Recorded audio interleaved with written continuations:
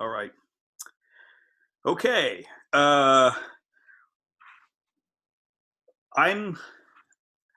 I need to apologize. I have not been satisfied with the way that this class has gone. I mean, it hasn't been terrible, I don't think, but because of some of the technical issues that we've had, Nina and I are still trying to chase down the RTC mix tilde bug on Big Sur. The good news is that PD RTC mix tilde seems to run well on all platforms and all operating systems right now. Okay. Um, what I want to do is maybe kind of slow things down a little bit, and I want to go back and reinforce a couple of things that I kind of glossed over, especially at the end of last class about measuring distance and triggering and things like that, because these are important, for you to kind of get a handle on as you start to develop, different kinds of applications and stuff like that. Let me ask you: Are you all doing okay? I mean, is everything kind of okay? I kind of hope so. But what I want to do is I want to start out first of all. Oh, hey, thanks, Max. Right. I want to start out by actually doing something I probably should have done earlier on, is just to kind of take you through how to use the PD patches in this class. Okay. I thought that might be useful and kind of, like I said, something I just said, oh, you can use PD, but I didn't really tell you anything about it or anything like that. Since that's becoming more and more the platform of choice for people who have operating systems upon which RTC mix tilde won't run, maybe I need to take just about 5 or 10 minutes here and just kind of show you the very basics of what to do to get it to go. Now, I'm still not going to use PD in class because, I'm not as familiar with it as I am MaxMSP. And the point of doing the patches is just to show you some stuff, not to kind of like figure out, oh, I forgot to turn this on or something like that. Okay. So, but everything I do in MaxMSP, I've been able to duplicate with no problem at all in PD. So first thing I'm going to do is share my screen, and I'm going to show you, we're going to go back to week 4 to the max patches there. Okay. And oh, not the max patches, the PD patches, okay? And I'm going to talk a little bit about that. Oh, you can't see my screen yet. So hold on, let me do this. Yeah, and this is the other thing that probably contributes to my weirdness about how I think the class might be going, is that once I start sharing the screen, I can only see, you've heard me say this many times, like 2 or 3 of you, and I have no idea. It's like I'm lecturing to the walls here. And one of the problems that I have with that, this happens in my other classes too, is that when you don't get feedback from something, like, this is kind of a little performance and everything, I start overly emoting. So, I'm sorry if it gets a little goofy sometimes, but hey, that's the way life is in the Zoom world. So here we go. I'm sharing the screen, all right? And let's say that I have downloaded the PD classes from last, okay? We had that one where we created an ambient noise, a cylinder sound for the Mystic cylinder that I didn't really talk about too much. And then that lava sound that was really annoying and high-pitched, We'll do the ambient noise one. Now, here's the thing to realize. Notice that there's a .text file along here. That's the actual RTC mix score, because unlike MaxMSP, I don't have PD storing the scores inside the object patch yet. So when you start this up, it has to be in the same directory as that, or you have to search for it. And I'm going to show you how to do that. So let's go ahead and start this up. Okay, so if I start it up, again, Miller Puckett wrote this, so hey, let me get rid of this nonsense because we don't need this anymore. Okay. Okay, so it starts up, okay, and it brings up this main window here, okay, which is essentially, this is like the max window. This is where all the errors get reported and things like that, okay. The next thing I'm going to do that you won't have to do is that I have to set my audio so that PD will speak to the Zoom audio device, okay. All right, now, over here's the patch, and normally in RTC mix tilde, you would just see these things, okay? Notice that I have this load ambient noise.txt. If I don't click on that, and I try to run the patch, here's what happens. First of all, like, here's something that people didn't realize. This is how you actually turn on PD. You don't hit the easy DAC. You click this DSP here, okay? And if it's working, you'll see a message that RTC Mix is running. Now, if I hit the bang here, you'll say, error, syntax error. Oh, there's nothing there. Unexpected tokenum, you know, all kinds of badness. That's because if I click on RTC Mix, there is no score there because I have to hit this first. Once I do that, there's the score when I clicked on the PD thing. Now I can play it, and here comes the sound. Okay? So now, here's the problem. If that ambient noise.txt is not in the directory where you started this up, like if I started PD up somewhere else and I said load ambient noise.txt, if it can't find the file, this is a bug I'm going to have to fix. PD will crash. Okay? So just be aware of that. However, I'm hitting Command E here so that now I can edit this. Okay? If I add just a single message box, which I think is, yeah, see, this is when I don't know, put message, Command 2. If I just say load, and I click that here, and I click that here, okay, and then I close the patch up again. If I say load, it should, yeah, it'll bring up a file browser so I can find the text file with a score in it, okay? The other thing that you have to do is if you modify this text file, it's a good idea to hit save, and then you can save it.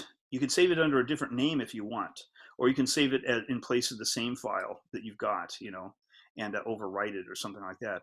But remember that saving the patch will not save your RTC Mix score that goes with it, okay? So that's basically it, you know? Are there any questions about how to run this or use it or anything like that?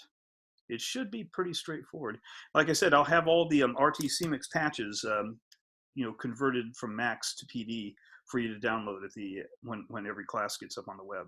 Okay, and you can go in and have fun fooling around. Maybe how to access the help file or Good point. Good point. Okay, if you hold down Control and click on the RTC Mix, if you hit Help, that brings up this RTC Mix patcher. Okay. And notice that there's also open and read are synonyms. Save and write, open, read, and load are all synonyms, okay? There's other things that are useful. Flush is a really useful one. That actually just stops the score without turning off the DSP. Reset will crash it. So be careful of that. I'll probably have to take that out of there, won't I? Okay. But it does, I mean, it's fully featured. You know, if I turn on the DSP now and I hit the bang, you'll hear. So I'm going to flush that out of there. Flush, okay. And then you'll see in some of the ones where we have different scripts, the set script thing still works the same as it does in Max MSP. So you can have like different scripts on the same PD object, you know, stuff like that. Okay, using control inlets, you know, that's the thing that allows you to, yeah, let me turn these on.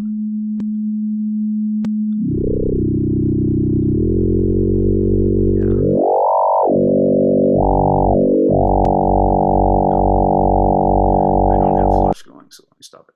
Okay, so you can fool around with it. You know, it's basically pretty functional. It's like I said, it's just a little brittle, you know, and you have to be a little bit careful about it. Now, the one other thing I'm going to tell you about is that on Windows, setting up the clickable editor is a little tricky. For some reason, this comes with a Python editor, and I couldn't get it to work well on Windows. So I have this system set up where you can use an application called Notepad++, but it's a little flaky. What you can do is you can actually edit your .txt files and do loads separately. You can actually use Notepad or something like that. The only thing is you have to be careful and make sure that you have Unix line endings enabled. If you don't know what that means and you're starting to use Windows, write me an email and I'll kind of clear it up for you. It's usually a preference that you can set with your editor. Like, don't use Microsoft Word because it has all this formatting stuff in the files, and that will crash PD too, of course, because it's not legitimate RTC Mix or anything. Okay? Max has a question. Yes, fire away. Yeah, hey Brad. I was just wondering, like, will we be doing an in-depth maybe dive into how to create like our own patch for PD, or is that something we can just play around with on our own time? I'd say go ahead and play around with it. But one of the classes that I have coming up, I think the week after this one, is going to be about just creating good audio. We're not going to do any Unity at all with that. I'll be using either Max. I'll tell you what. I'll just try and use PD too to show you how to like craft sound to make it sound good. Okay, or at least make it sound good to me. Yeah, So yeah, I'll just make a point of doing at least part of that class in PD so that you can also see how that works. Okay. that's next week. Next week's class. Is it next week's or let me see here. Okay, oops, not there. Let me see. CMC / courses on advanced topics 2. Here we go. There's me and Nina. Yay. Hi, Nina. Okay, go to the course syllabus. And let's see. Yeah, it's 2 weeks. Okay. Next week, we're going to be looking at how we import videos and use them. Okay. Because today we're going to be doing the sound localization stuff. This is going to be like John Levy's project.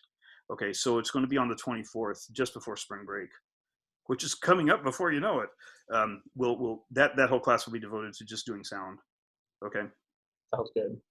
Cool. Anybody else? Any other burning issues, questions? Uh-oh. I just hit Zoom. That wasn't good. Okay. All righty.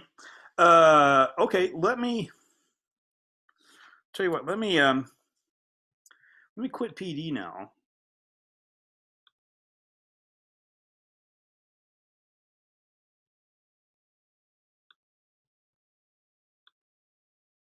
Hey, are you guys still there?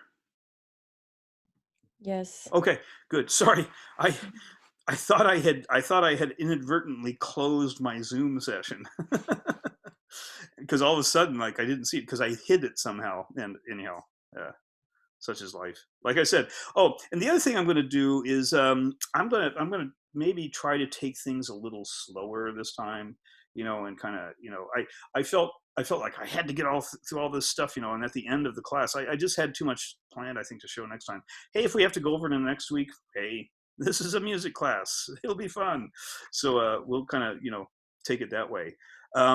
So what I want to do now is talk about two of the Unity things that we hit at the very end of the session last time and kind of show you a bit more in detail how they worked. And the good news is that I'm not also, the other thing I'm not going to do anymore is like, actually try to download assets in class. I wanted to show you guys how to do it, but good Lord, that was just painful.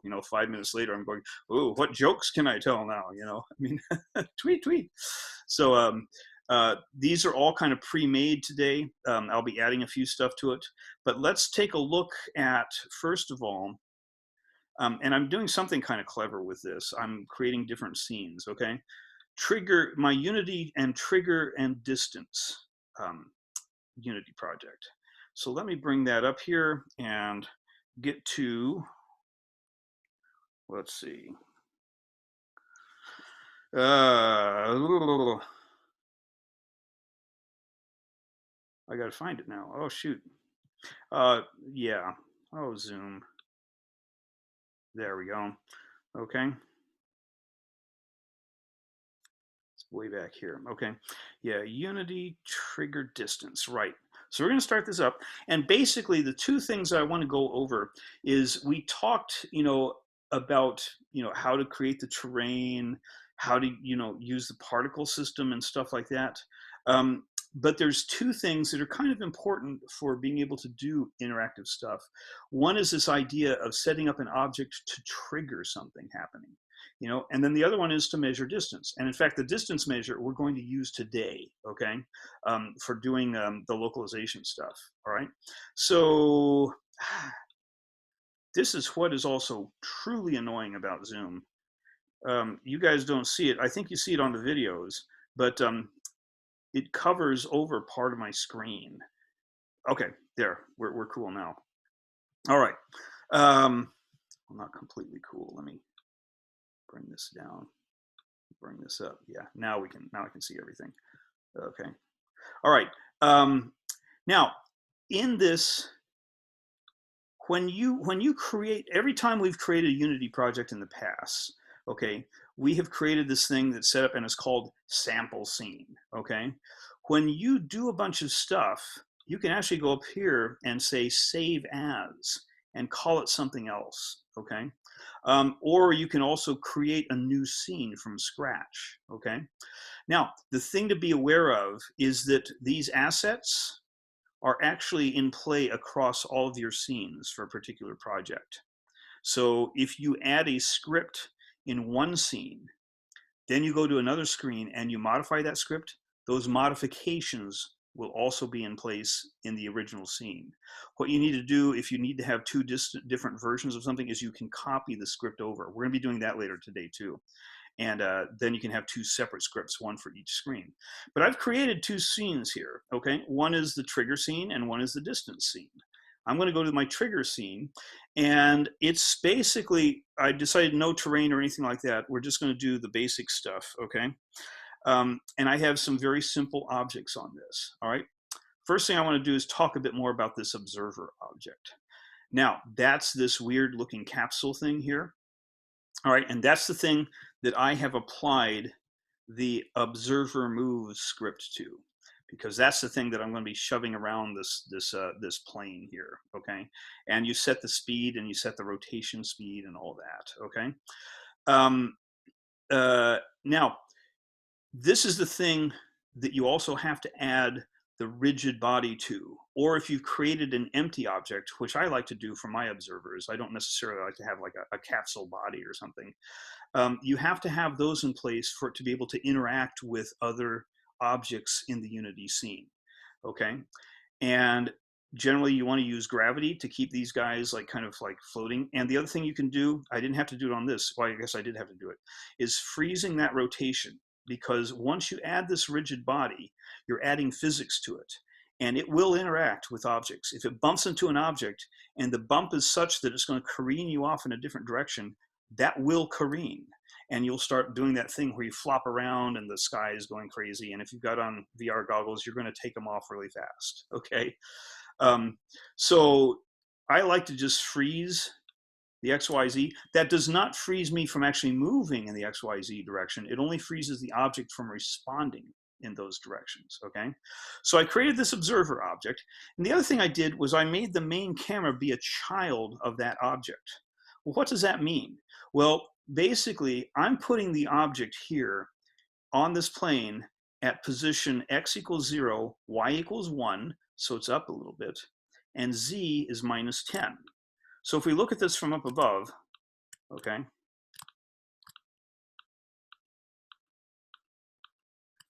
let me get out here a little bit. Okay, let me hit the observer. Okay, you can see this is 0, 0, 0. So if x is equal to 0, this is the x dimension, y is equal to 1, which just brings it up off this floor a little bit, and z is minus 10, z plus 10 is this way, minus 10 is this way, so we're positioning it right there, okay? And that's the object, okay? Let me get this here. Okay, by the way, that worked now. I hit Shift F and it took me right to the object, which is what I was trying to do last week. I don't know why that was like broken, but it was just kind of annoying. What I did was I made the main camera the child of the observer, and if I click on the main camera, look, its coordinates are 0, 1, 0. Well, why isn't it there in the middle? It's because being a child, those coordinates are relative to that object. So what I'm doing is I'm saying, put it in the middle of this object, but make it be just like 1 unit high, because I want my camera to be up on the top of it, okay? Because, you know, if I just had a plain camera there, it would like bonk down on the floor, and that's not necessarily the perspective that you want to give to your scenes or anything like that. Okay, so I've got this observer going, all right? And I have a thing over here, it's a sphere, and I've renamed it particle system object, all right? And you're gonna see when I click on it, it does indeed have a particle system, yay! There it is, okay? And now last time, what I did was I simply just made a particle system. What I did this time was I made a sphere, okay? And I put a particle system on the sphere as one of the components. So in this inspector, these are all called the components, by the way. I don't think I ever kind of did that. And I basically used the generic particle system. The only thing I did was I went down here to the shape, which is this cone, and I made the radius be smaller, and I altered the rotation so it was shooting straight up, because it turns out the cones shoot back along the positive z-axis by default, okay? So basically, instead of coning out, I made it be kind of like more of a cylinder, and it's just shooting the particles straight up. But again, all these things you can fool around with, and definitely watch those videos because they're priceless in terms of explaining the many things you can do with the particle system, okay? So I've got this cool particle system thing, all right? And you'll notice that I have added a script to it called PS control, okay? Let's take a look at that script, and then I'm going to show you how we're going to call that script. So I'm going to go back to my assets here, okay? The other thing is I'm doing what they don't suggest in the Unity videos. They said, you know, create folders and keep everything organized. I'm just putting everything right on the top here. The only thing that isn't is the scenes, and that's because they go in that scenes folder by default. So let's take a look at PS control. So I'm going to double click on it and start at my Visual Studio Editor here. Probably should have had that going already. It'll take it a minute or two. All right. Hey, just give me a little feedback. Is this being too boring for you guys? Is this okay to do? I have a question about the rigidity of the bodies. Okay. I mean, maybe that also defies the purpose of a body, and there's a different object that you can do this with. But let's say I want to spawn the spectator in a body, and by the rigidity of the body, want to prevent the visitor from leaving the body. Does that work, or do I fall through the map like we had last time?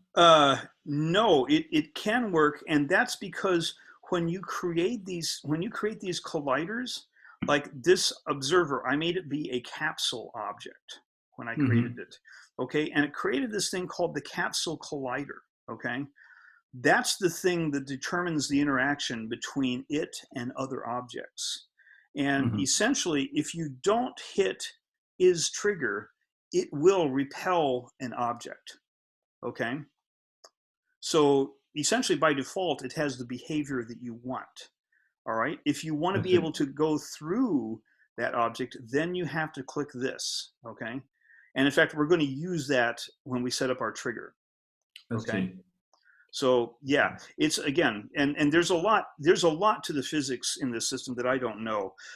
There's again, the tutorial videos that Unity has are pretty good, but if you want to just say, you know, Google Unity physics systems tutorial videos, and it'll bring up a bunch of stuff, and you can look at that, and it will talk to you about, you know, what a lot of these things do, like setting the mass and the drag and the angular drag. I've had to fool with those a little bit in some of my projects, just because sometimes there's this thing where it bounces back too far, and you can kind of like mess with those parameters and get all kinds of different sort of properties happening.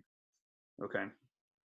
This is dependent on what your final goal is, but just from personal experience with this, once you get into VR and you also have like the headset pawn object that is like tracking the headset location, I found that in some instances, to answer your question, Nicola, it's helpful to have a separate capsule that is not attached to the headset, and you just write a script that makes it follow the headset location, and that capsule you can set to interact with objects instead of like making one object that has the headset and interacts with objects, etc. It was a lot simpler to just make another thing that follows you around and it does the interacting. So that like by like proxy, it's like you're interacting with it, but in the code, there's another thing that handles that. In fact, that's how they did the roll a ball basic tutorial in Unity. Is that I think it was set, or was the camera a child of the ball? I can't remember. Yeah. But again, there's a lot of different things that you can do that will allow you to set up different kinds and qualities of interactions. By the way, here's something else not to do. You guys have all heard of that game Zelda, right? That's like hugely popular. Okay. Um, this was pretty amazing because it's one of the first, you know, different people have different reactions to VR. I have some friends who cannot stand more than like 15 seconds with the goggles on before they start feeling nauseous. You know, I can wear them for hours, you know, and then my cat jumps on my legs and frightens me, you know. But the one scene, the original VR version of Zelda that they did, they thought, oh, it will be cool to have the camera on the side and follow Zelda along. Apparently, it wasn't cool because to a person, within a minute, everybody got sick. I don't know what it was about the weird vertigo of like moving sideways. It's nauseating to look down at yourself from the third person like that. Yeah. Is what it is. There's also like a weird existential, like you're looking at yourself moving thing. It's very weird. I've seen some studies on that, actually. It's interesting. Yeah, but it was a huge disaster for them in terms of the product launch, and they had to like, you know, redo the whole thing. But anyhow, yeah. I remember like my worst experience in terms of vertigo was playing a game with VR goggles in which you were flying around with a jetpack. Yeah. It didn't take long for me to like be totally out of it. Yeah. There's something about the difficult. speed. Yeah, when I was debugging one of my scenes that was Switzerland, where you have to like hike on all these trails, you know. But when I was debugging, I didn't want to have to hike on all the trails, so I goosed the speed up from like, you know, the 3 that you see there to like 50. That's a bad idea because all of a sudden you hit your thing, you just go whoa. It's like yeah. So you know, we could create a whole new genre of art, you know, art that makes you sick, you know. Oh well. Anyhow, back to the fun here. Okay, so I've got this particle system object, and I have this thing on it called the PS control script, okay? And here's what it does. Okay, first of all, I have to have a variable that will refer to the particle system. Then I have to find that particle system, and that's usually done in this start function, okay? I'm gonna talk a little bit about that in a little while too. But what I do is I say PS equals game object get component particle system. These things in this inspector are all called components, okay? So when I say get component particle system, I'm saying get me this thing that I can now kind of interact with, all right? So now PS refers to that thing. So I can then create a function down here called start PS. And what I do is I say ps.play, and that will start the particle system. So my trigger is set if I can use a trigger to call this function, I can control when I start the particle system. The other modification I had to make, of course, is to uncheck the start on wake, wherever that is down in here. Play on awake, okay? I uncheck that, otherwise the particle system would start up when the game started, okay? So I'm set. Now, I want to point out one thing. Notice that I said public here. That's because I want to be able to access this function from other objects. If I didn't say that, it would be private. Like I can't call the start function here. I can't call the update function here because they're not declared public. This allows me to find this function from my trigger object, okay? So let's take a look at that trigger object. Now, before we go though, I want to point out that this just says game object dot get component. When I say just game object here, or I could even just say get component here, it refers to this current object. And the particle system is on this current object. Now, what you're going to see now in the trigger thing is I'm going to say game object dot find. And it's going to have to find this particle system object in order to get to that component so I can play it. Okay, well, let's take a look at that, all right? So here's my trigger. And notice that it's invisible. All this is a cube that I simply made very thin in the Z dimension and I made tall in the Y dimension and broad in the X dimension, okay? I turned off the renderer. If I turn it on, you'll see that cube, okay? Now, also notice that this cube, it's a box. It came with a thing called the box collider. So it was all set up with the physics, but I had to I had to click on the is trigger because I want to go through it. If this was clicked off, I would basically hit this, even if it wasn't being rendered. You know, if I play the game right now, okay, shoot, get out of the way. All right. Okay, if I play the game right now, like watch me down here, this is where you're going to see like this stuff happen, okay? Okay, now I have turned off the is trigger, so I'm going to say, hey, I want to go see that red thing. Okay, so I'm going to click on this, bonk, bonk. See, I'm bonking on that thing, and I can't get through it because is trigger is not clicked. If it is clicked, I can go right through it. Even if I had the renderer on, I'd still be able to go right through it. And if I go through it, it's going to trigger the particle system. So watch this guy down here, okay? Trigger, there it goes. How did that happen? Well, let's look at this trigger script. All right. So here, I'm doing two things. I have a thing that I'm going to call a game object, PS object. That's going to find that particle system object. Then I have a thing called PS control, PSCTRL, which is going to find that PS control script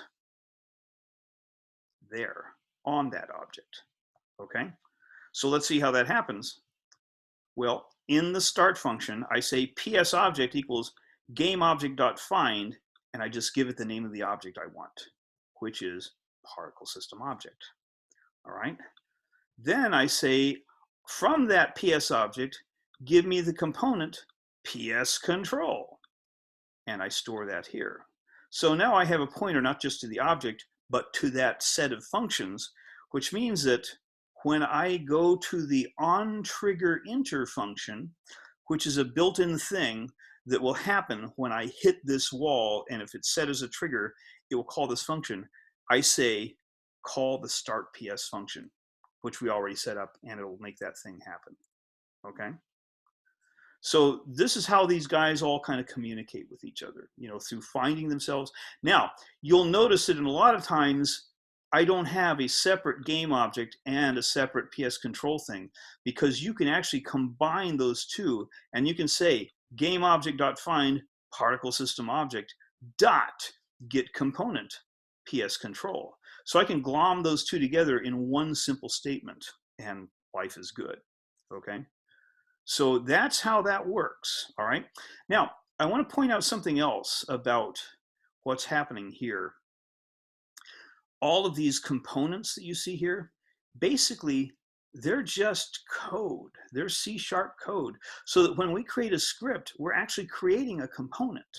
And that's really obvious, you know, back here in the observer. This script that I made here, collapse that and collapse that, okay? This observer move script, okay? If you look at that script, let me do this. Okay, we're not going to talk about this script tonight and everything. Notice that I have these two variables here, public float speed and public float rotation speed. Well, those show up there and there.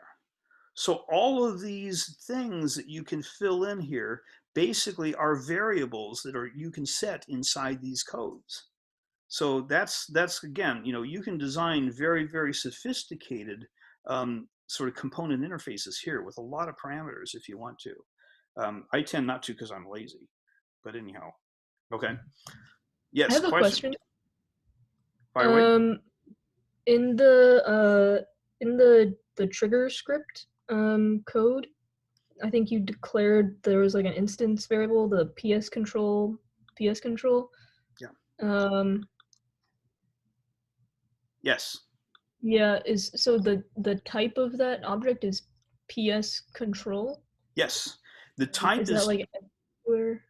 Nope. The type is taken from the name of the component that has those functions on it. Oh, okay, I So see. when you create a component, you're actually creating a type too, which is kind of clever, you know, just depending on the name that you give it. That's a good question. Okay. Okay. All righty. Okay. So that's that. Let's move on, and I want to show you now how to do this and thing. Oh, I wanted to say one more thing about how these triggers work and how I tend to use them. Okay. All right.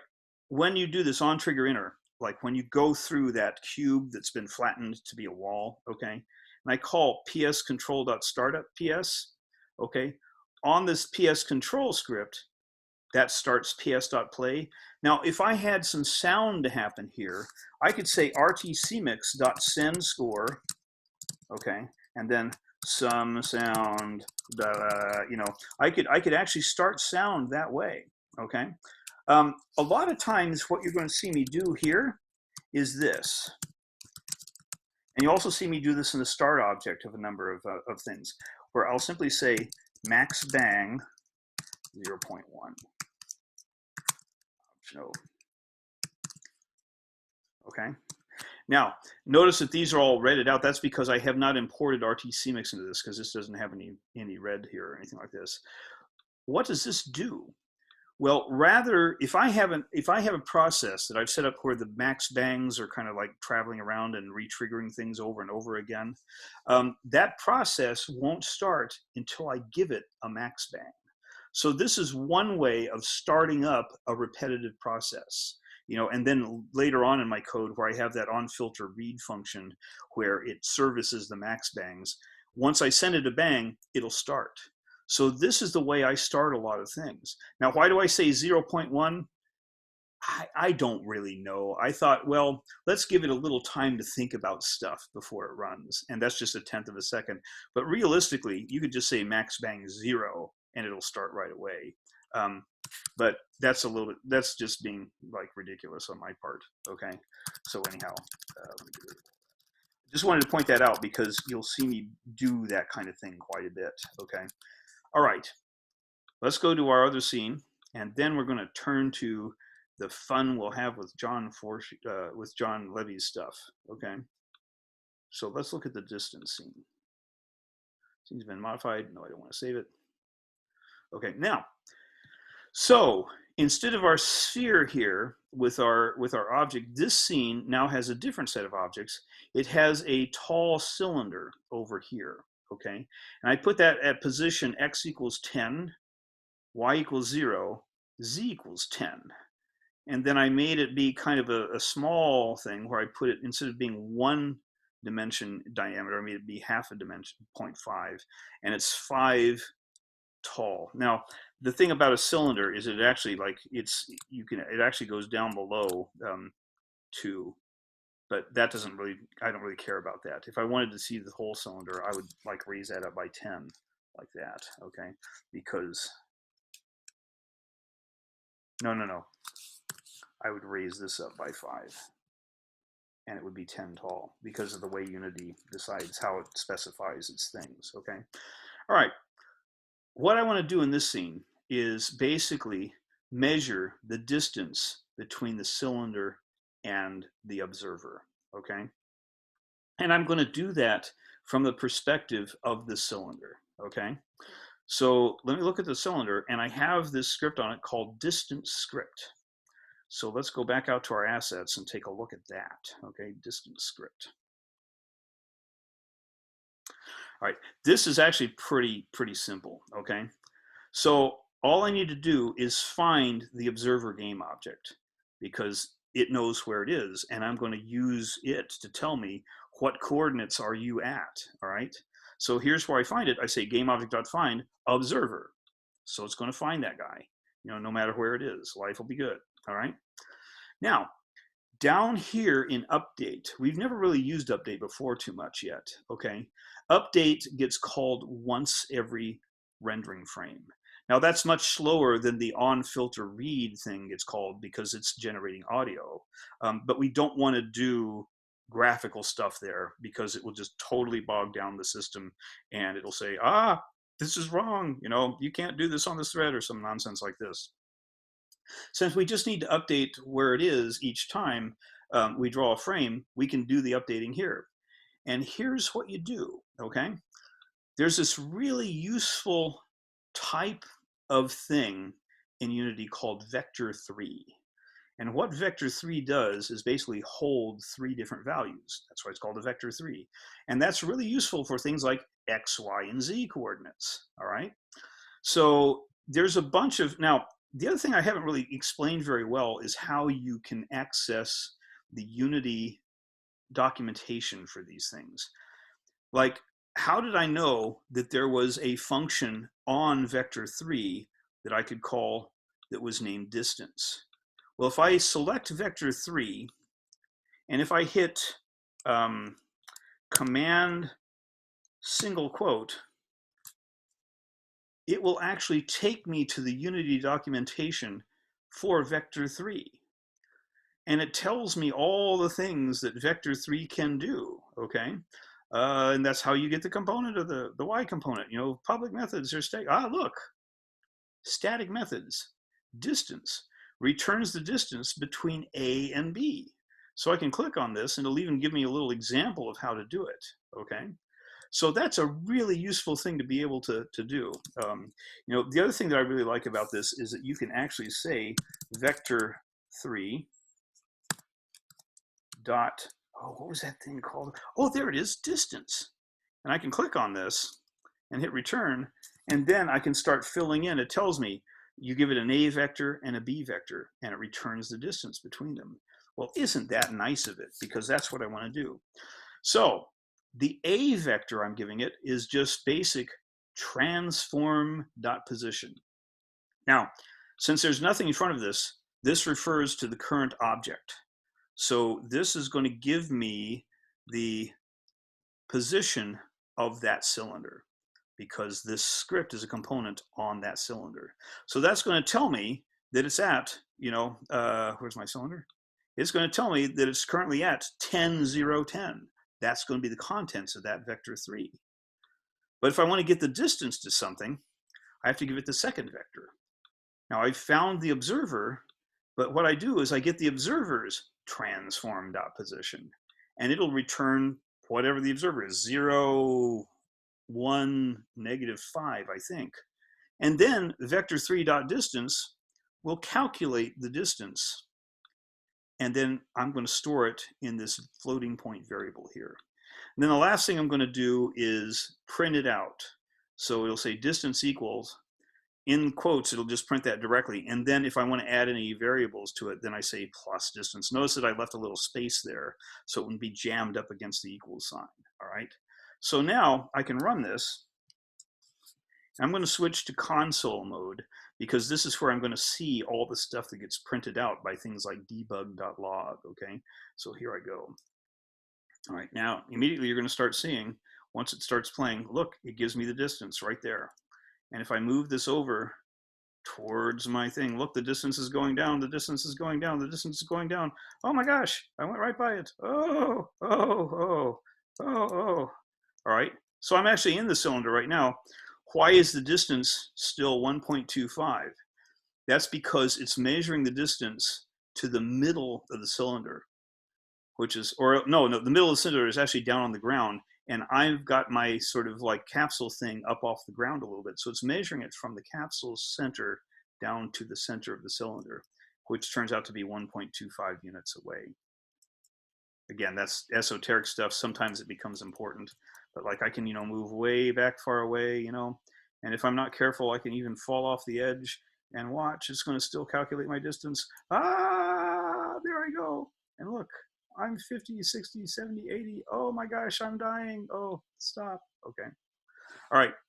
So again, that's going to be important actually today. Okay. So let me stop this. Any questions about any of this that I've shown off? Was that, I hope that was useful, because it occurred to me that I hadn't done a very good job of explaining some of that stuff. And now we're done. Can you repeat what was the shortcut in Visual Studio? Oh, command single quote. I think Okay. on Windows machines, it's control single quote. Mm-hmm. Okay. How do you get the Visual Studio to have all the Unity and like fill in the blank stuff? Geez, I'm not really sure. Um, does does Unity come with Visual Studio? I don't think it did. I think I just installed it, and yeah, um, Yeah, some operating systems want yeah. I X. think you might have to specify. Again, these are things you should Google and look up. Because they're going to know more than I will. Okay. I think it prompted me to install it on a Mac. Yeah, and Windows it's set up so it's pretty easy to kind of like set it up when you do the install too. I had this problem, and you go to Unity Preferences, External Tools, Generate CS Proj files. Ah, So that I does it. wasn't filling in blanks until I did that. Okay, yeah. There's your answers. Thanks, guys. Thank you. Okay, yeah, Rena. If you can't find it, just let us know, and we can, But there's lots of information out there. I hope. Okay. All righty. So let's get to what we're going to do today. All right. And I'm going to have to log in on this other machine in a second here, because unfortunately, when I play sound on Unity, I have to do that. But let's go ahead and start with where we are. John Livy had this idea for a really cool project. All right. I think I described this in one of our other classes. I'm going to just describe it again. The idea was to try to transport the acoustic characteristics of a site somewhere else, like just do a thing. And his approach was he's going to create like an array of microphones, and basically fill this site like a field out in the middle of North Carolina or something, fill it with an array of microphones, and then duplicate the microphones back in, let's say, a gallery space by speakers, so that each microphone will be communicating with a speaker and essentially just transport the sound field from one location to the other. So he was describing this to me. I said, hey, you know what? That would be kind of fun to maybe mock up in virtual reality, because we could actually create a virtual room or virtual space where we could go and have these microphones do it. So what I want to do is kind of take you through the different steps that would be involved in playing back some sound in a virtual environment. And more importantly, we're going to have to, right now, all the sounds that we've been creating, when they get played, they just appear in your headphones. That's not the way that a real virtual environment, yeah, not a fake virtual environment, that's not the way that's going to work, because you need to be able to localize the sound and say, hey, that's coming from over there. That's coming from that microphone. That's coming from that microphone. So there's a way, there's many ways to do this, but I'm going to show you one that we've developed in RTCMix. It's very efficient, and it works pretty well. And it's actually not too difficult to do. The typical way is that a lot of people use ambisonics encoders, and Unity has a pretty fancy one built in too. It's a little compute intensive, but you can get some pretty good results out of it. The thing that they don't do very well is moving sound sources. And if you're moving around in a space like this, you're going to have like maybe an array of, maybe 16 mics or something, and each one is going to be moving. So we're going to show you how to do that. All right. The other thing I'm going to do. I have a question about these moving sound sources. Sorry. Sure. Go ahead. Is there any integration of SPAT for Unity? Not that I'm aware of, Nicola. You'd asked that before, and I looked at it a little bit. The problem is that SPAT is one of IRCAM's big products. Yeah, I see. That's what. Okay. Yeah, they're reluctant to let it go. Because Unity is an open source. Well, I'm not sure it's open source anymore. Unity is a free platform for people to use. The thing you can do is, I believe you might be able to use it with something like Super Collider as an intermediary, but I'm not even sure about that. And you might be able to take the sound and ship it from Unity via a socket connection to SPAT. Again, I'm just guessing here. I don't know if that can actually work or not. Yeah, it'd be worth doing a little bit of research, because SPAT is also very powerful in terms of what it can do. Yeah. Yeah. Oh well. I- Another anecdote about using SPAT with VR stuff. Uh, if it depends on the application you're going for, Nicola, but if you are able to spatialize, like predetermine the way the sounds are going to be spatialized in the project I had done, I like went ahead and spatialized all of the sound movements with, I use Spat Grease, but they're based off the same core software. But I went ahead and used Spat to spatialize the sounds and then bounced them out as like multi-channel wave files, and then fed the wave files into Unity and then, or into Unreal, but I'm sure they have Same similar thing. integration. And then when you trigger the sound file to play, there's certain ways you have to name the specific channels so that the game engine knows what speaker to send the channels of the wave file to. But if you're okay with pre-spatializing things, you can turn them into multi-channel files and then have the game engine spit them back out to the appropriate channels. And that then begs the problem that I was describing. That can't be interactive then, you know, Yeah. because they're going to be fixed, you know. And the nice thing is to be able to have things that you can move around in, you know. But it is very powerful. And for doing an ambient spatialization for fixed, it's kind of like the difference between what we were talking about, baked lighting versus real-time lighting. If this is something that you can, quote, bake, you know, that you just want to have existent at a particular way, that's actually a very elegant solution. So anyhow. Yeah. Plus, it also takes any processing load off because that does become an issue after a while when you start loading up a whole bunch of objects and stuff. Okay. All right. What I want to do though is kind of take you through, you know, and at different points, we'll be able to do different versions of John's project. Okay. Because we probably won't get through the whole thing today, but I'll continue it next week a little bit too, if we need to. All right. First thing I want to do is show you how to play back a sampled sound file. Okay. Ultimately, we're going to replace that playback of a sampled sound with a live interface to existing sound. And it turns out it's actually quite easy to do with one trick. Okay. Let me bring up Max here again, because if I use PD, I'd be hunting around for stuff. I'll just have to start using PD a lot more so that I can get adept with it. Plus, Miller is such a nice guy. He always says, "Why don't you use PD?" No, he doesn't actually say that, but I imagine he might. Okay, so here we go. Max is coming up. Let me get my favorite Max patch going in the world. RTCMix tilde. And we'll just make it be 2 channels for now. Okay, and let me get a bang going here. Let me make this a little bit bigger so you all can see it better. Yeah, that's good. Okay. And let me get my easy DAC. Okay. All right. Now, I'm going to save this, you know, so that I can just hit Command S a lot and move it up week 5. Okay. I'm going to call this mix 1. I'll call it mix class.max patch. This is going to be very simple, and we're going to quickly go to Unity beyond this. All right. I want to play back a sound file. Now, I have some sound files that I put, actually, I have one sound file. I was going to put another one there, but we'll do that later. I have a sound file that I recorded. This is basically a location recording I did in some trails that are about a mile away from where I live. Okay, so it's just this.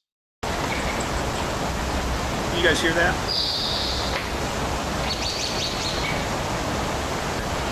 So it's like Tweety Birds, okay? And it's about a minute long, all right? I'm going to play that back. How am I going to do it? Well, we have an instrument, I'll just tell you what it is, called mix. There's another one called stereo, but we're going to use mix because ultimately we want to be able to use multiple channels, okay? And mix, let me get the RTCMix documentation for it, okay? RTCMix docs, oops, wrong ones, okay? Go to instruments. Mix is the very first instrument that was made for CMix by Paul Lansky back on a mainframe. And it was actually the reason that he created this. Oh, shoot. There we go. Mix, okay? Simple sound file mixing. All right, I'm just going to copy it out and not read the documentation because I know this one by heart, okay? Mix, okay? Now, output skip. How many seconds do you wait before you start playing the sound? We want it to play right away, 0. Input skip. Now, this is interesting. If it's a real-time source, that has to be 0 because you can't skip into the future, much as we'd like to, because then we could bet on horses and win lots of money and, you know, do all kinds of wonderful things. But in this case, from a sound file, you can actually say, go 5.32 seconds into the sound file and start reading there. That's really good for sampling instruments and things like that. But in this case, let's just start at the beginning. We'll say 0. Duration, let's just say 7.8 for now for some reason, okay? Amplitude, and again, this is not the 0 to 32768, which you get when you're synthesizing something. This is processing existing sound, so the amplitude is a multiplier of that sound. So let's say 1, play it back at its full volume. Now here's where it gets interesting, okay? This says output channel assigns. What is next is you have a bunch of sort of fields, X, Y, Z, A, B, C, you know, whatever. You have as many of these as you have output channels.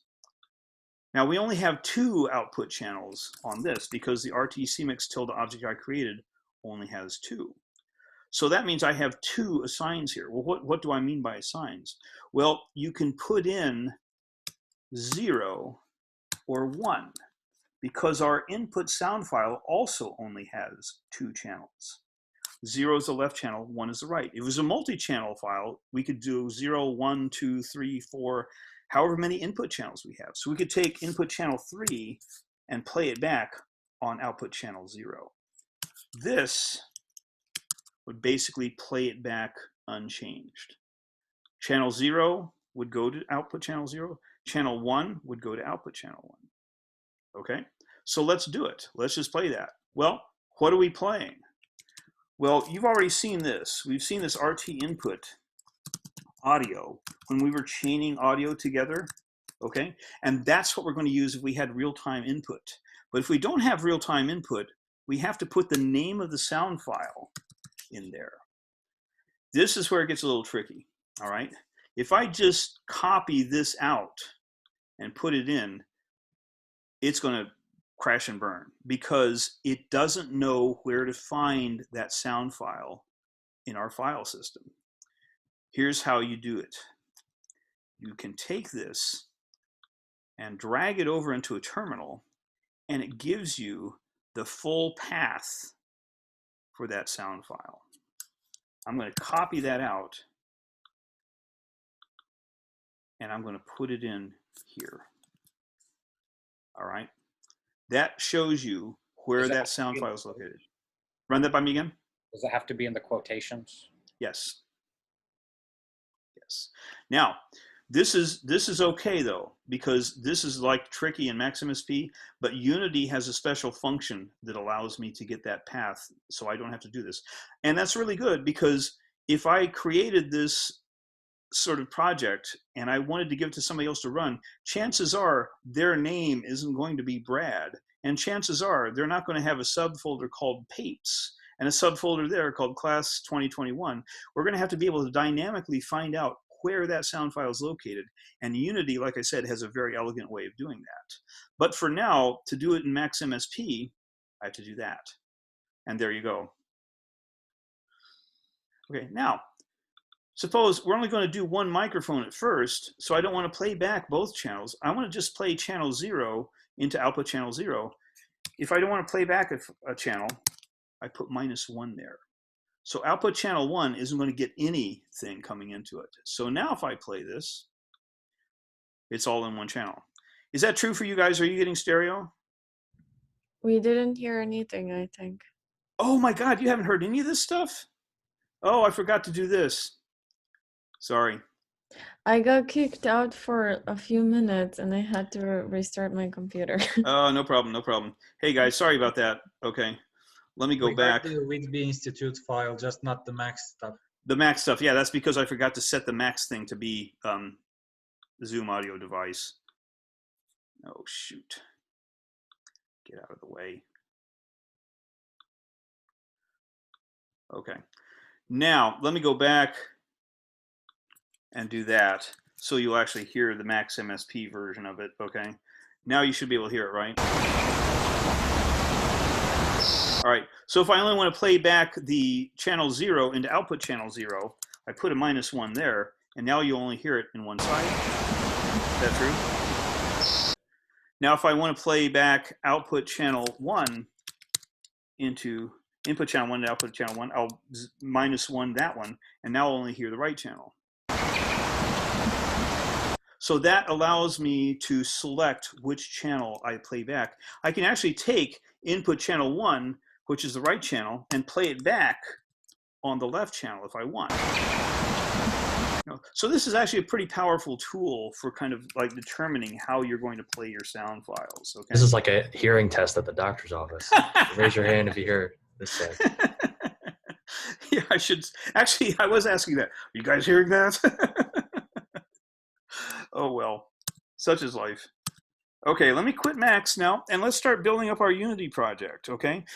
Now, the first thing we're going to do is we're just going to create, I call it a microphone, but it's really a speaker, okay? We're going to create a virtual world, and we're going to put a single sound source, and we're going to play back one channel of that Whitby file through that sound source, okay? Now, again, this is the good news. I've already pre-made this stuff. So let's go here and start my Unity Hub, and we're going to go to this one, all right? Here it comes, here it comes. How am I doing on time? Hey, pretty good, actually. Yeah, we'll get through a fair amount of this. It's coming. Yeah, there's only so much I can do. You know, I've got this good old Macintosh, it'll be alive forever, I'm sure. Come on, Unity. There we go. All right, so what I did was I created a terrain, okay? And I put my sort of observer right there at Z-5, you know, so I've got a little bit of room up here, okay? Now, the first thing I'm going to do is I'm going to create a cylinder that's going to be my sound source, okay? So we're going to go over here to Game Object, 3D Object. We're just going to create a cylinder, okay? Okay, and let's set it to 0 initially. This reset, by the way, underneath this little gear, we'll always put it like right at 0, 0, 0, okay? And I'm going to actually place it at -5 and 0 and 0, okay? So it's going to be kind of like right there. And you can kind of see it in my camera view down here, okay? And let's make it a little thin and tall, 0.5, and we'll make it be 2. And we'll make this be 0.5. So we've got a nice little cylinder there. And just for fun, let's add a little bit of material to it so that we can give it a nice color. Okay, we'll call it Sil Matte. All right, and I'll just make it a nice red color here. Okay, take that, put it on our cylinder. Come on. There we go. Okay. So now we got this cylinder, okay? And I already added the movement stuff to my observer so we can actually play this, you know, and we can go over and, you know, kind of cruise up by the cylinder. There we go. There's our cylinder, all right? So that's going to be our sound source, all right? So for it to be a sound source, we're going to have to add some sound capabilities, right? So the first thing we want to do, and I deliberately didn't put this in the project because I wanted to kind of go through it again, you know, and explain everything. Let me get this up here. Right. I saw an error down there. I have no idea what that error is. It doesn't matter. Okay.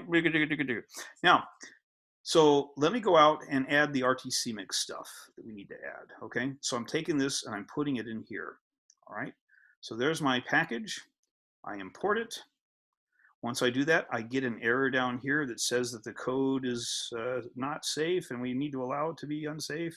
So we'll let that happen. Here we go. Oh, unsafe code. So we're going to go to Edit, Project Settings, go down here to Allow Unsafe Code, click. We're happy.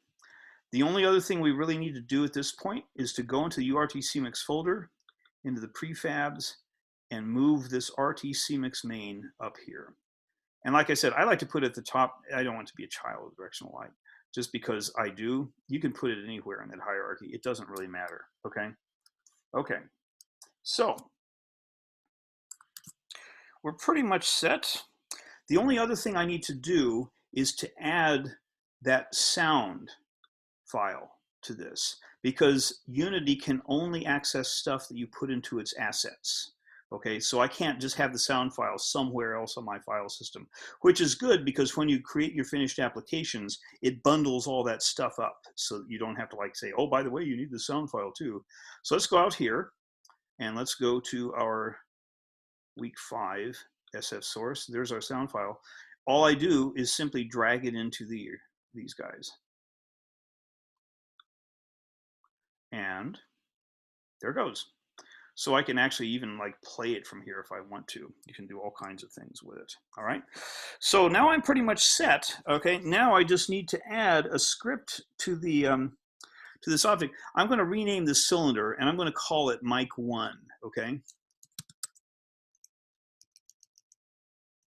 Because that's what I did when I was creating the demo for this. Okay. All right. Now let's add a script that will have the capabilities to play this stuff back. All right, so the first thing I want to do is add component. Go down here to a new script, and I will call this script mic1 sound. Okay, so there it is. All right, let's go in and then add all the stuff that we need to do to make it happen. Okay. So I'm going to double click on this. Fire up Visual Studio again. I should have just kept it running. I always say that, and then I never do. Silly me. Okay, well, it's good to start from scratch. Okay, let me see. What do I need to do here? Oh, good. All right, this isn't going to be hard. Okay, this is actually going to be pretty easy to do. All right, the next thing we're going to do is going to be a little hard. Okay, let's go and first of all, I'm going to grab the stuff I need from my let me go in my scripts here.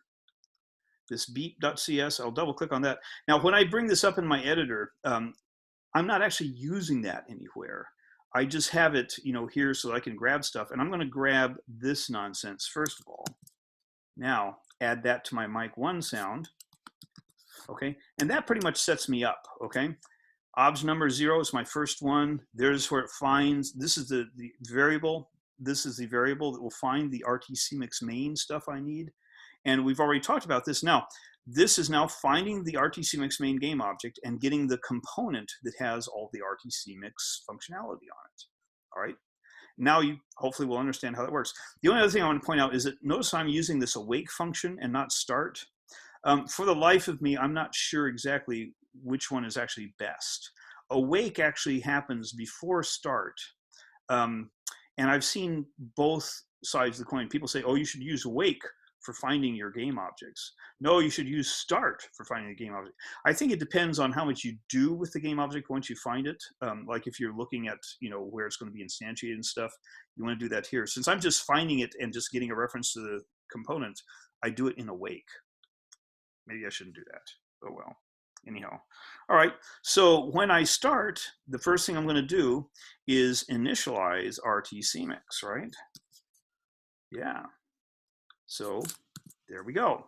And it's initializing this particular object number of it. So this is my first one. Now, here's where it gets kind of fun, okay? I'm going to add, remember I said we had to find that sound file? Well, I'm going to add another variable up here called sfpath. It's going to be a string variable. Here's how you find in Unity where this assets. When you create your Unity project, assets, you know, if you go out here, you know, and I look at this project that I'm making, there's my assets folder. It's in some place. How do I find out what that place is? Well, this is really fun. All you do is you say sfpath equals application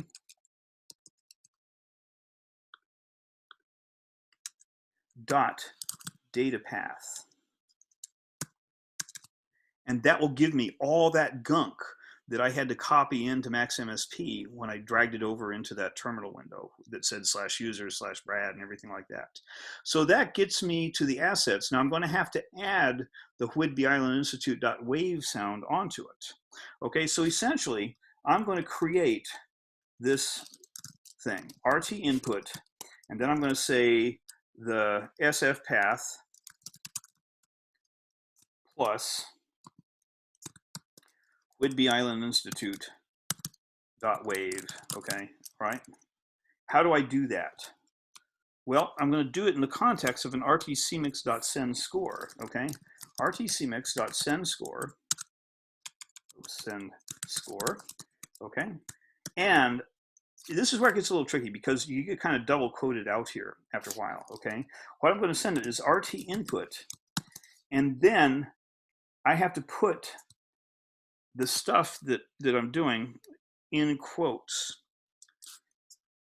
Actually, let me write this out a little bit better, okay? So you can see what I'm doing, okay? RT input, I'm going to say this is going to be SF path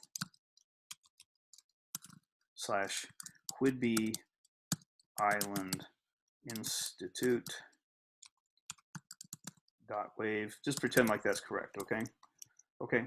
And notice that this has to be in quotes. Now the problem is this has to be in quotes. So what I have to do is escape the quotes that RTCMix is using and then put the quote there for that, okay? So this will be then Whidbey Island Institute. Let me actually get the name of it. Come on, there it is. Copy that name out. Okay. Right. And I have to put in this quote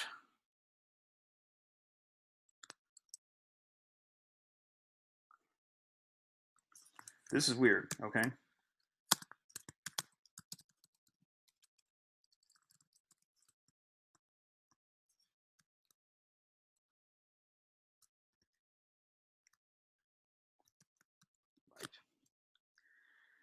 SF path has to be unquoted, okay? So this is really weird looking. That's because in order to construct this properly and have this actually be filled with the /users /Brad / all that stuff, I have to put it outside the quotes for the send score. I'm sorry this is so like bizarre because yeah, it's not a happy thing. The way you can check it is that you can actually stash this all in a variable and then print it out and see what it looks like, you know, or you can simply copy it out and make sure that everything is kind of like the way it should be, okay? In fact, I'm looking at like a little cheat sheet that I've got right here that has everything on it that I think I need, okay? And let me just finish this. Yes. Could you walk us through which quotations go together? Because the way I'm reading it, I feel like the SF path should be in quotes right now. And Okay. The Whidbey Institute is what would be outside of the quotes. Yeah. Okay. I may have typed it wrong. Okay. All right. So here's it is. Okay. So this quote has to match the quote at the very end because that's what you're sending to the send score. Okay. So this RT input. Now, the first thing I have is a quote, but I have to temporarily get me outside of that sort of quote structure. So this quote now matches that quote. Then I say plus FF path. Now this quote matches this quote. And then Whidbey Island Institute.wave has this quote that now matches that quote. Does that make any sense? Logically, no. Did I Okay. follow what you said and believe you? Yes. Okay. I now see that it works that way. But it doesn't make sense that it works that way. Right. I'm a big fan of cutting and pasting. Okay. So essentially, once you get this part, all you have to do is cut the whole thing in and then just change the name of the sound files. Got it. Okay. That's the way you really need to do this. Okay. All right. Yeah. Because it kind of bends my mind to have to do this. But essentially now we can also tell because there's no red underlines. So it looks like syntactically we're probably correct here too. Okay. So that's our RT input. Then we say RT CMix dot send score. Ah, shoot, I keep doing the wrong one. Send score. Okay, and we're going to send it mix 007.8 1, and then we're going to say 0, comma minus 1. Oh, yeah. So we'll just get the one channel thing, and then of course obj-no. So that will play back our sound. Okay. Now, of course, we have to add a couple of other things, you know, just because these need to be X's. We have to say did start equals true, because we're now saying that it started properly. And we also have to add those two final functions down here on audio filter read and on application quit. So we put them in. And there we go. Save it. And we should be ready to go here, okay? Now, darn. This is where, you know what, let me just play it. And it's gonna sound, let me see how horrible it sounds. I'm just trying to play it through this before I set it up to kind of go through the other computer. Okay, here we go. Oh, I forgot one thing. Remember I tell you that I always forget to do this? I have to add an audio source component. Otherwise, it won't play a thing. Okay. Now, let's see what this sounds like.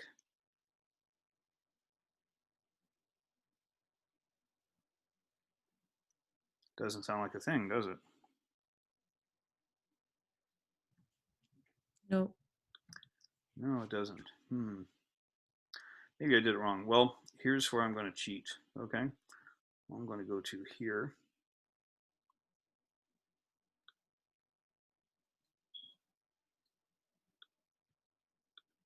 Hold on.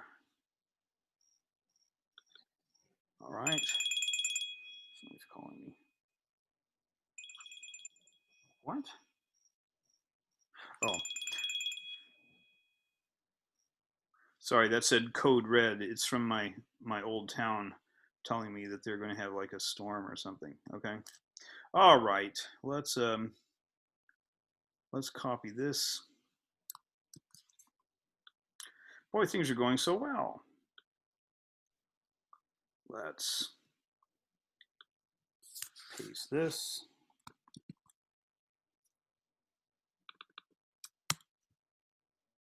John, you might have been right. I might have like did it wrong. I thought I did it okay. Oh, I think I didn't put in the duration. Or no, I did. I thought I did. Yeah. Okay, let's try it again. Let's see if we get any sound now.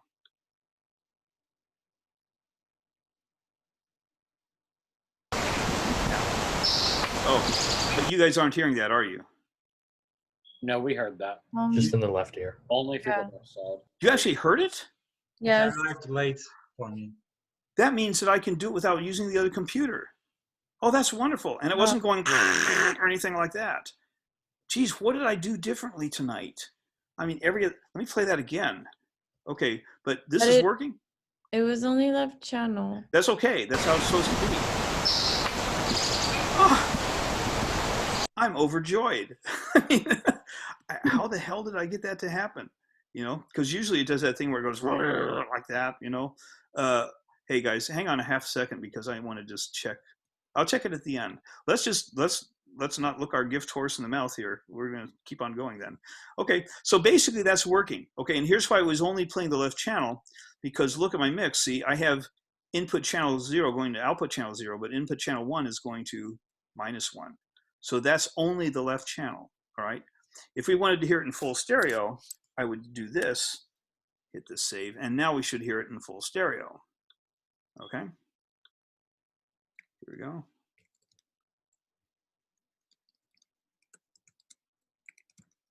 Come on. There you go.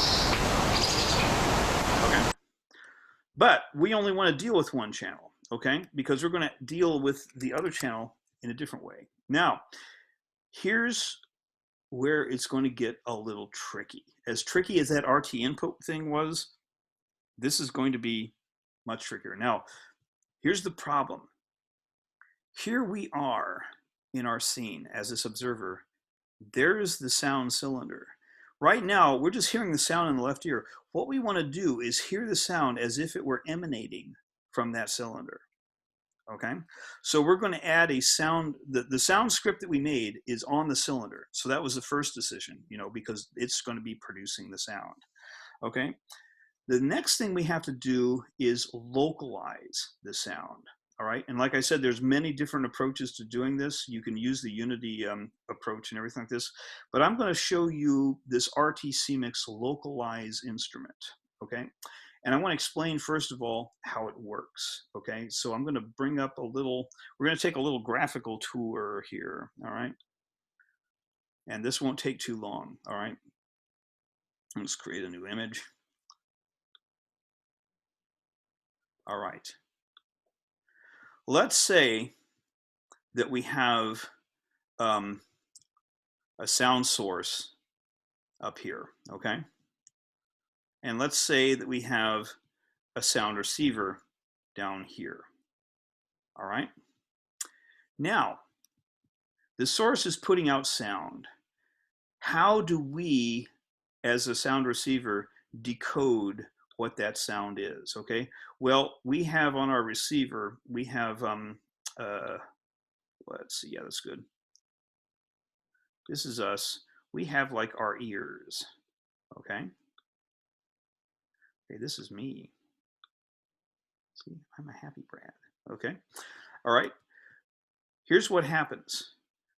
This shouldn't be news for anything. Sound travels to our ears via these kind of pathways. Now, sound travels at about 1,000 feet per second. This one, you notice, is slightly longer than that one. So that introduces a time delay between the time the sound hits this ear and the sound hits this ear. And that's how we decode a big component of where sound is localized. The other thing that happens is that sound actually decreases because it's spreading its energy out as it travels outward from the source. It will decrease its amplitude based on the distance from the source. So this particular vector will have a slightly higher amplitude than this particular vector, okay? Now, we can calculate all that in an instrument and essentially just put in delays with amplitudes. And we have an instrument in RT-CMix that does that. It's called localize, all right? The way that it works though, because the problem is, like I said, you can like move things around. You know, you can move it over here. It's going to completely change those vectors. If I rotate my head in the virtual world, it will change. I was trying to show you how to do it. Okay, it will change. If my ear suddenly pops up here and down here, it will change those vectors also. So we have to have a way of being able to calculate the distance, which we've already done with that vector 3.distance stuff, but also make sure we calculate properly the orientation.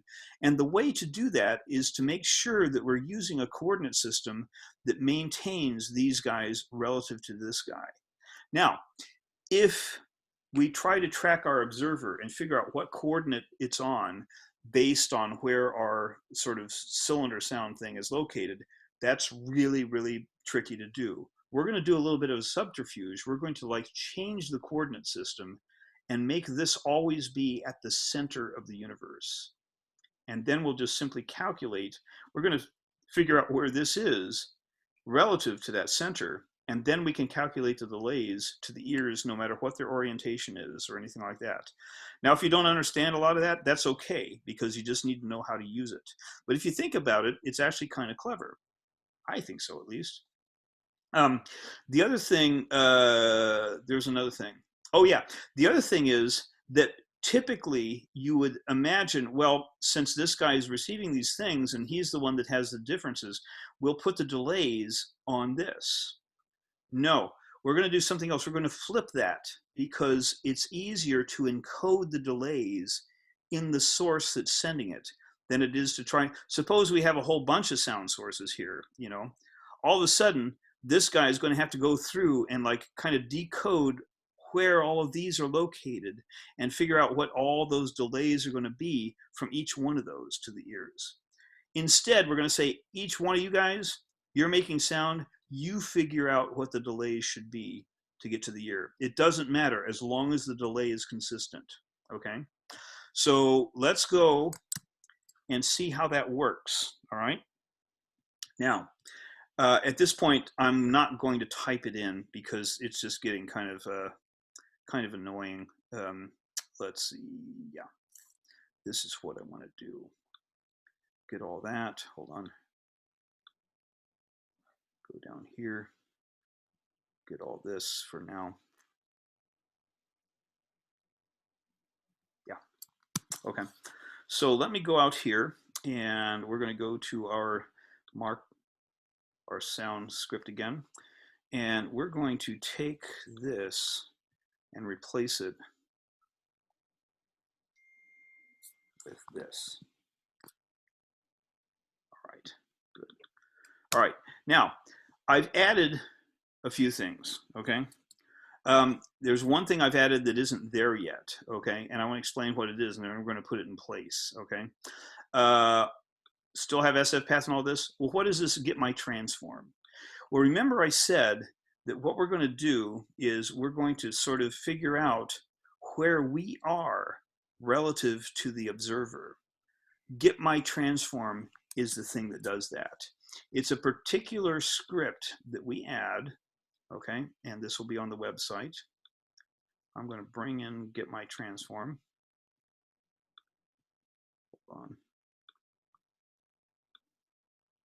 Put it in my assets. And we're going to add that to,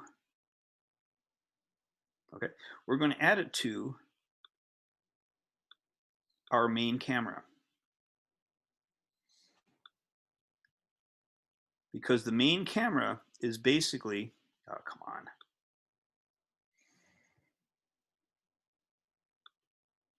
The main camera is where the audio listener is for the scene, okay?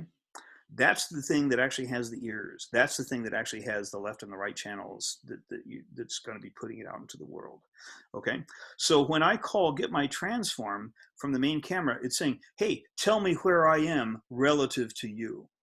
And that's what allows us to do all the delay calculations, okay? So now when we go back to our Visual Studio script, okay, this should clear up pretty soon because we've added it properly, okay?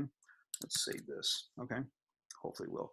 So this is how we get it. We get it from the main camera. We get the component, get my transform. I think, is it added properly? Yeah, there it is.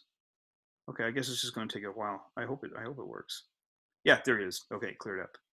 Okay, yeah, I'm checking to see if it's underlined in red. That means that it hasn't been able to find it and there's something wrong. Okay, so now here's what we're doing.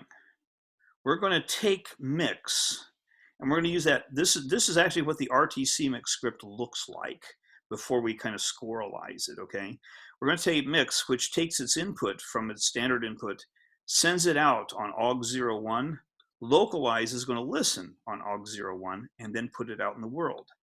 Then we're going to make two of these weird P field connections that will allow us to give it X and Y values as we move around. And we do that via that make connection thing. Again, I'm not doing a max patch for this because it's actually kind of tricky to set it up and get, you know, you can't really do with sliders what you can do with an actual 2D kind of moving around, all right? But we're going to see how that kind of plays out in a second here. But basically, when I ran that through the squirrelizer, I got that. So that's setting everything up. Now, what I do is I have to send it this localize instrument, which is receiving the sound from mix and localize is the thing that does all the work. All right. Well, what is the work that it does? Again, you can go. By the way, this is a little tricky. I actually have a video that's actually pretty good that I'll link into the thing that walks you through all of this and explains kind of how it happens and how you set it up and everything like that. But basically, you give it the out skip, the input skip, the duration. Again, this is a signal processing operation, so we're just going to run it forever. Mix is always going to be sending stuff into it, and localize is just going to sit there and say, all right, I've got it, I'll do my thing and send it out to the world, okay? Amplitude of 1. Now, here's where it gets tricky. The first 3 numbers here are the X, Y, and Z positions of the sound source. The next 3 are the X, Y, and Z positions of the receiver. And notice, remember I said we're going to make that the center? The receiver, in this case, is always going to be 0, 0, 0. And notice my source X, my source Y are things that we're going to be getting from the outside world. That's going to tell me where we are. In fact, we could send Z along, but we're just going to do 2 dimensions right now, okay? Then the rest of these are just kind of like weird sort of things about the configuration of this, okay? Head width. How big is your head? I mean, how far apart are the ears? Now, our heads are actually a little bit big here because we're saying 1 unit. That's actually about 3 feet. So we're kind of egotistical people here, okay? But it works, so it's cool, all right? And in fact, this is how many feet per unit. And Unity, like I said, each unit in Unity is about 1 meter, so we say 3 feet. Okay, it's close enough. Input channel, we're going to be looking at channel 0 because remember, that's the channel that we're going to be sending with mix. Okay. In fact, where is my... Oh, I'm missing one thing. Okay, we're going to have to do that later, okay? Then finally,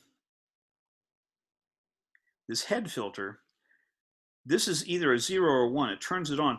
This turns on a very crude head, what they call a head-related transform function, which basically applies a filter when the sound goes behind you so that you can hear, well, it's not in front of me, because the actual vector angles can be exactly the same for a sound source in the front versus the back, if you think about it. This is a cue that it's actually from your back. And then finally, there's this number here, which is the amplitude distance type. And this, by the number 2, if you look at the documentation, 2 is the real one. That uses the physics of actual sound. Sound actually rolls off at the square of the distance, and there's all kinds of like things included in that, okay? There's other models that you can use in terms of how you want your sound to fall off, and sometimes they're important because our scenes don't include like boundary reflections and things like that. But I'm just going to use 2, and that means I don't have to fill in those either, okay? So this will set it up to actually act like a real sound source with a real kind of distance measure and physics according to like how our world works. And that should do it. All right, now I'm missing something. Let me see if I put that in to my score and I left it out here.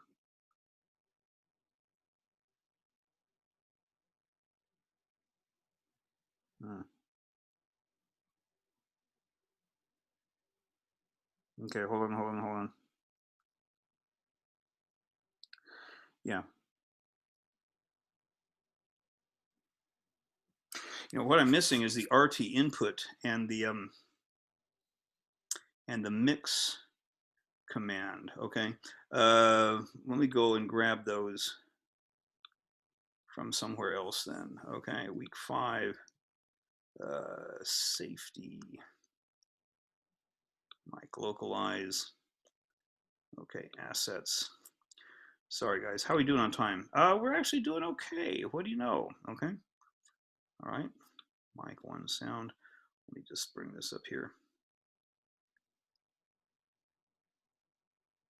Yeah, that's what we're missing. And I think I'm just going to grab this whole thing. All right. Like I said, this would have been painful if I was like having to type this out by hand. Okay, let me paste it in here. All right. So that's what we were missing, the RT input and the actual mix that will then run through all of this stuff, okay? All right, so that looks cool. The only other thing we need to do is then add update to update the source X and the source Y. All right, and that actually turns out to be pretty easy to do too. Oh, I forgot I have to add that. Right. Let me grab it from my cheat sheet. This is all you do.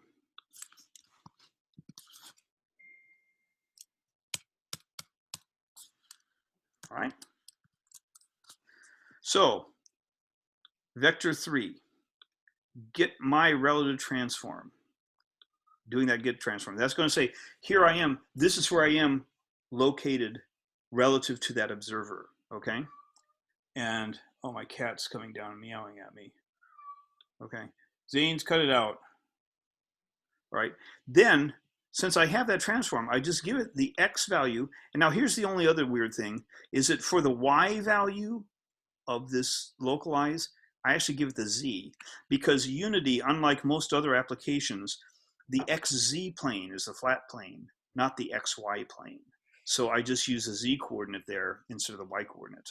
And that will just set it up, and it will properly then localize, will do its thing and take care of, you know, doing the delays and the amplitude calculations, and life will be good.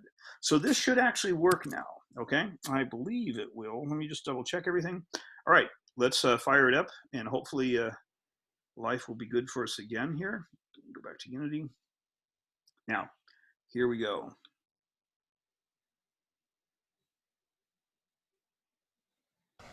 All right, there it is. Okay, you know what? I'm going to play it again. I'm going to maximize on play so that you can get a sense of how this is, you know. And you should be able to hear this now kind of fully localized. It should be in your left ear, but not completely. Now, I'm going to rotate towards it. Now it should be in the center. As I get closer, it should get louder. I'm going to run it off to the side. So that's how localize works. And then when I go behind it, turn around and look at it again. Oh, I think I just ran out of time. It's only like 51 seconds. Okay, right. Anyhow, so that's working. This is fun. All right. Now, here's the thing that we won't do tonight because we're going to run out of time, but I'll set it up and I'll show you next time. How do we create an array of these things? Well, it turns out to be really simple. What we can do is use the duplicate function to just duplicate that whole shebang, put another cylinder over here, slightly change which channel mix is putting into it, and we should then have a stereo set of localized speakers. Then we can duplicate it again, and we can start using, remember I said RTCMX, you can have a whole array of input channels. We can start doing that, okay? Now, the thing is, I have to look a little more carefully at how Unity is handling multi-channel audio inside, okay? But even at this point, we have enough tools that even if we don't have a handle on the multi-channel capabilities of Unity, we can split up our sound files and create a virtual version of what John wanted to do, because everything is in place. Put the mics down, you know, or the speakers down, put the sound that we want playing through them, set that up, you know, and we should be able to recreate this sound field. And again, I'll try and create a demo version of that I'll play you next time that will have that going, okay? But the thing I wanted to do, we only have about 5 minutes left. The good news is this is actually really simple, is to show you how you get real-time input going into this instead of this stuff, okay? Turns out that you can do it really, really easily, all right? What you do is, I'm gonna go up to this again. It's not in this one. It's here. Grab all that.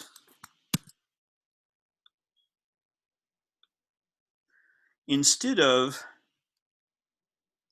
RT input, and instead of mix, okay?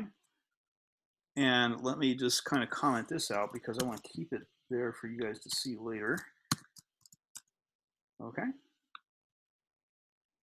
We're going to do this. And we're going to do this.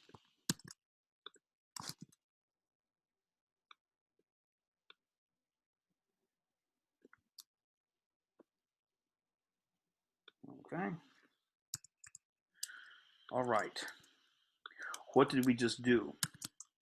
All right. We commented out this thing that has mix in it, and we're just going to call localize directly. Okay. We do have to do this. We have to say in 0, 1, and then out 0, 1, because we don't have to play a sound file or anything like that, okay? And we're also taking out this RT input and this mix thing. We do have to replace the RT input with this, okay? ecmix.send score.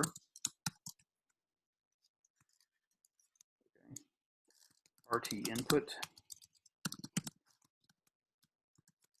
audio, optional.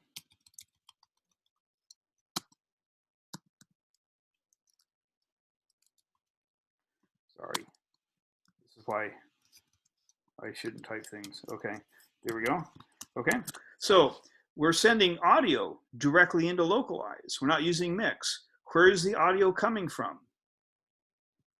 This stuff. Okay, this basically gets this microphone from the audio source of that channel. Basically, that's the input source of like the mic on my computer. Now, it turns out that this name, microphone, has particular character. And one of the things we need to do is to figure out, rather than microphone, you should be able to put in a multi-channel name there. And Unity should work with that, because you could give it different microphones. Again, the documentation, I have to look a bit more at this, but this is where we would intercept it to like get actual like real-time sound coming from a multi-channel interface of some kind. But at this point, you know, now if I play my Unity, okay, let me save this. I hope this will work because I did it pretty quickly. But again, it's not really tricky. Now at this point, you're not going to hear the Whidbey Island sound, okay?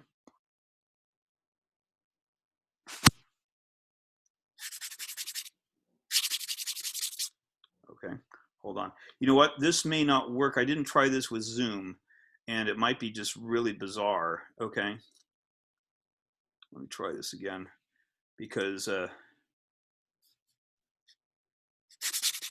yeah, you're gonna have to download it and listen to it on your own. Okay, but at this point, you'll be able to like scratch your microphone or yell hey into it or something like this, and you will hear your voice coming fully localized out of it. Okay, but I'll set that up, you know, download it and run it on your own machine. Again, I have no idea what the actual input microphone is right now with Zoom kind of intercepting all this stuff, and I don't want to take the time to figure it out. Plus, we're almost exactly out of time. Okay, so let me stop my share. Okay, so essentially, John, we have the tools in place to at least do a version of your project, you know, and it wouldn't be too hard to do it all. And I hope this was a little bit less scattered than some of the previous ones have been. Let me stop my recording now before I get too maudlin. Okay.